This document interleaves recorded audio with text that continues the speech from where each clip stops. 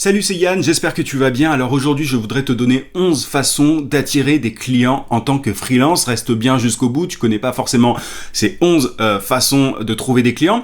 Juste avant de rentrer dans les détails, je t'invite à mettre un gros pouce à cette vidéo et à t'abonner à la chaîne si c'est pas déjà fait. Tu peux même la partager si tu penses qu'elle peut intéresser cette vidéo quelqu'un de ton entourage. Alors, la première façon, on va rentrer dans le vif du sujet directement, la première façon d'attirer des clients qui peut venir en tête en tant que freelance, c'est le bouche à oreille. Sauf que le bouche à oreille, ça ne fonctionne pas tout seul. Souvent, on pense que en se lançant, et en parlant à quelques proches, tu vois, avec de la famille, avec des amis et tout, on pense que ça va se répandre autour de nous et qu'on va avoir des gens qui vont être intéressés par nos services, des gens qu'on ne connaît pas et tout. Ça ne marche pas comme ça. Pour que le bouche à oreille fonctionne, il faut le favoriser. C'est-à-dire qu'il faut déjà être clair par rapport à ce que tu proposes. Comme ça, quand tu vas parler avec des proches, de la famille, etc., ils vont être capables d'expliquer eux-mêmes à leur entourage ce que tu fais, et du coup ce sera beaucoup plus facile pour des prospects de venir vers toi s'ils ont un problème.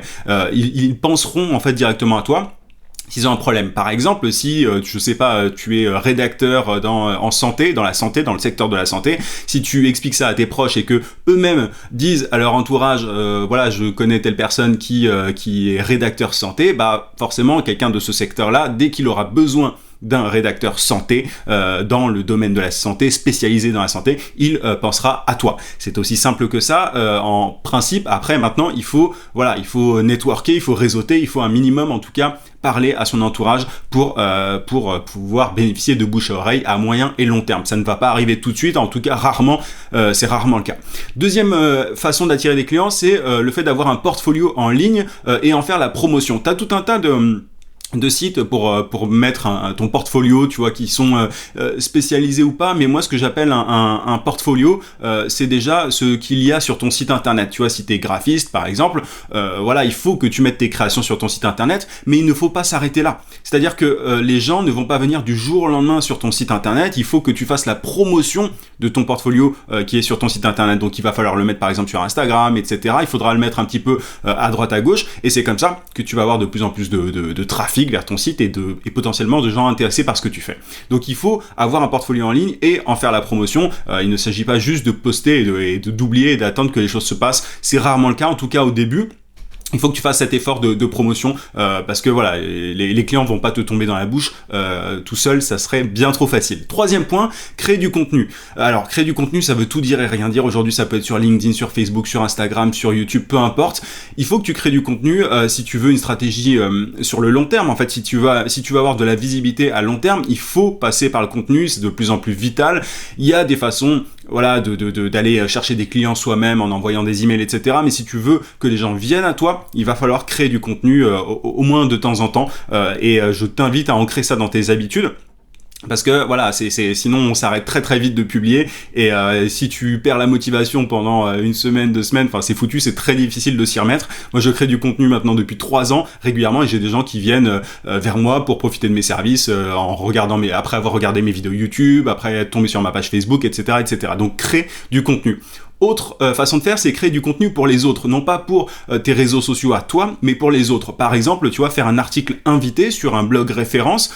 Tu vois, je sais pas si tu es dans un domaine en particulier qui a un blog référence dans le domaine, tu peux proposer d'écrire un article gratuit et forcément, tu auras, vu que tu as déjà des lecteurs de ce blog-là, dans ton domaine, ils vont potentiellement tomber sur ton article et voir ton nom. Et si le blog référence t'a autorisé à mettre tes liens vers ton site internet, etc., tu vas pouvoir avoir des prospects qui vont venir vers toi pour profiter de tes services si tu expliques bien ce que tu fais. Donc tu peux créer du contenu pour les autres. Tu peux aussi, c'est possible de le faire ailleurs que sur des sites internet, tu vois, enfin que sur des blogs. Tu peux aussi faire des partenariats avec d'autres chaînes YouTube si tu as une chaîne YouTube, etc. Bref, tu peux profiter en fait de l'audience entre guillemets de quelqu'un d'autre. Après attention, ne les approche pas de façon trop frontale en disant coucou, j'ai besoin de votre audience parce qu'elle m'intéresse. Enfin, moi j'ai plein de gens qui m'approchent comme ça, qui essayent de profiter un peu finalement de mon audience et voilà, ça se voit trop. Enfin, il n'y a pas d'échange gagnant-gagnant, donc je refuse à chaque fois. Donc attention à ça. 5e point. c'est un de mes préférés, c'est avoir un profil LinkedIn et l'utiliser. LinkedIn aujourd'hui, c'est la plateforme B2B pour décrocher des contrats, c'est la plateforme, je veux dire, c'est le réseau social sur lequel il faut absolument être si tu veux décrocher des contrats premium. Donc il faut que tu aies un profil LinkedIn, que tu l'optimises, que tu l'organises bien, que tu le rédiges, que tu le complètes. L'idée, c'est de temps en temps quand même d'y aller, tu vois, de pas juste attendre que les prospects arrivent parce que ça arrive rarement.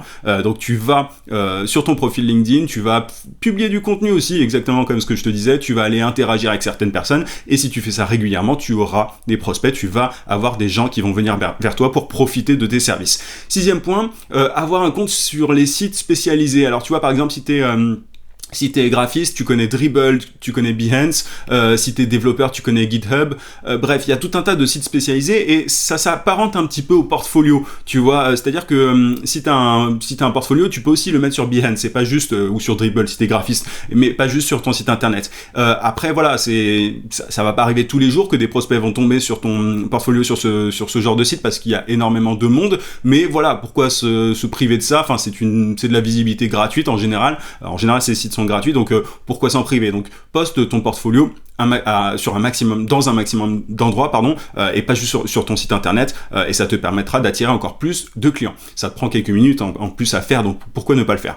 Septième point, aller à des événements. Alors t'as des événements physiques, hein, tu vois, pas juste virtuels, qui existent, et t'as des sites comme Meetup qui te permettent d'ailleurs de trouver des événements qui t'intéressent dans ton domaine, dans ton secteur. Du coup, moi je t'invite, si t'as du temps, si t'as tes débuts, etc., si t'as un peu de temps, d'aller à des événements physiques parce que c'est beaucoup plus facile de créer un lien avec des gens au-delà, tu vois, du fait de trouver des clients sur place, dans ces événements-là, tu vas peut-être pouvoir faire des partenariats avec d'autres personnes qui vont connaître des gens qui pourraient être intéressés par ce que tu proposes. Tu vois, donc il faut être aussi un peu dans cette logique partenariat quand tu vas à des événements parce que souvent, ces événements-là, ils regroupent des gens qui font le même métier que toi, donc le mieux, c'est de faire des alliances en général. Après, t'as des événements qui sont plus liés à, je sais pas, sur une thématique, qui sont autour d'une thématique, tu vois, par exemple, si t'es dans le secteur de la santé, si je reprends cet exemple-là, t'as sans doute des événements par rapport à ça, et tu vas pouvoir trouver des prospects dans ce genre d'événement. Donc en tout cas, n'hésite pas à y aller et à créer des relations, avoir une carte tu vois de visite, enfin une carte business en fait, simplement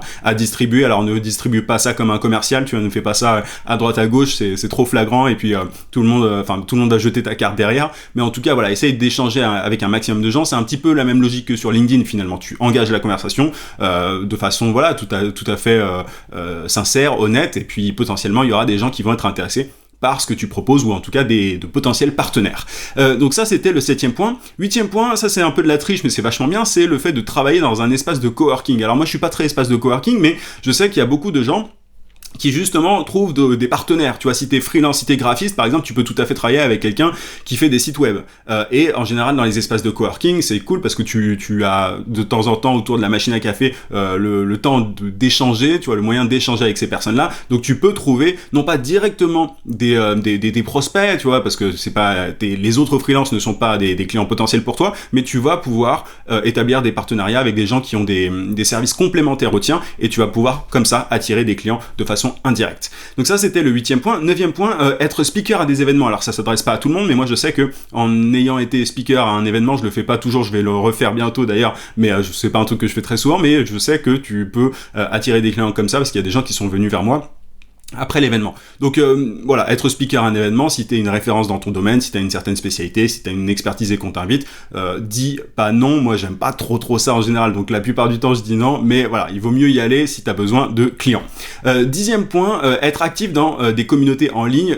J'entends par là les groupes Facebook, tu vois. Alors les groupes LinkedIn, si les groupes LinkedIn étaient actifs, mais c'est rarement le cas, donc plutôt les groupes Facebook, tu vois, si t'es très actif dans une communauté comme un gros groupe Facebook, tu vois, lié à ton secteur, lié à ton domaine, moi je t'invite vraiment à être super actif, à créer des publications intéressantes et tout, et si t'as un profil Facebook optimisé qui explique en gros ce que tu fais et tout, t'as un certain pourcentage de personnes qui vont venir vers toi potentiellement pour profiter de tes services. Donc sois actif dans des communautés en ligne, en tout cas c'est une façon de faire.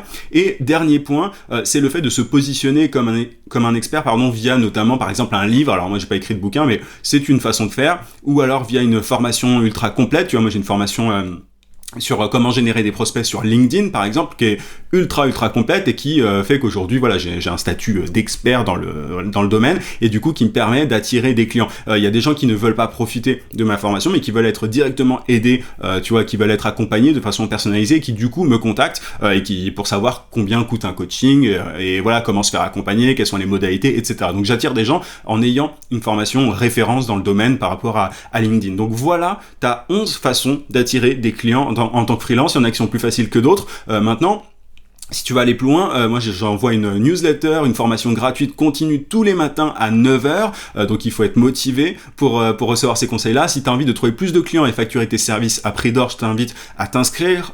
Tu as le lien en description, tu peux aussi cliquer sur le i sur YouTube.